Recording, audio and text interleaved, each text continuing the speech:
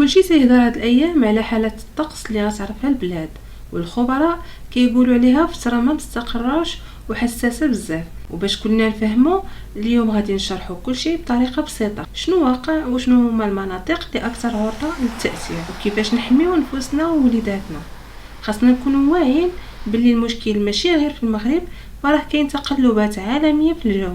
المغرب كيتعرض لواحد المنخفض جوي كبير جاي من المحيط الأطلسي وغادي يأثر على منطقة واسعة من بينها إسبانيا، البرتغال وكذلك المغرب.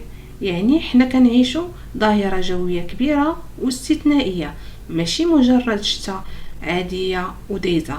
شنو واقع في السماء؟ الهواء بارد في الأعلى وكيتلاقى مع الهواء الدافئ والرطب اللي جاي من المحيط، وهكا الصدام كيخلق عدم استقرار قوي اللي هو كيترتب عليه امطار ورياح وربما عواصف محليه. نركزوا على المغرب. البلاد غادي تنقسم على جوج اللي هما الشمال والشمال الغربي، امطار قويه، رياح ومن المحتمل ضربات جويه.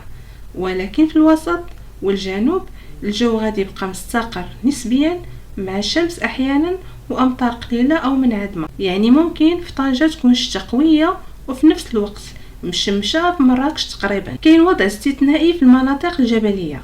في الاطلس المتوسط والكبير من المتوقع تساقط ثلوج، والطرق ممكن تصبح صعيبه وخطره، وحتى تقدر تكون مقطوعه بسبب الجليد والضباب. والنقطه الخطيره اللي في هذا الشيء، في بعض المناطق بحال شفشاوان ممكن تعرف كميات امطار كبيره بزاف في واحد الوقت اللي وجيز، وهذا الشيء يقدر يسبب فيضانات وسيول مفاجئه. ومع هاد التقلبات كاينين مخاطر اخرى اللي هما المياه كتجمع في بعض المدن وصعوبة التنقل في الجبال، رياح قوية تقدر تطيح الاشجار والحوايج اللي ما مثبتينش مزيان، البحر هائج وخطر على الصيادة والقرب من الشواطئ. واش هاد الحالة غادي تكون غير نهار واحد؟ خصنا نكونوا عارفين بلي التوقعات كتقول للمغاربة ان التقلبات ممكن تبقى الايام مع واحد الفترات ديال الهدوء اللي قصيره قبل رجوع الامطار مره اخرى.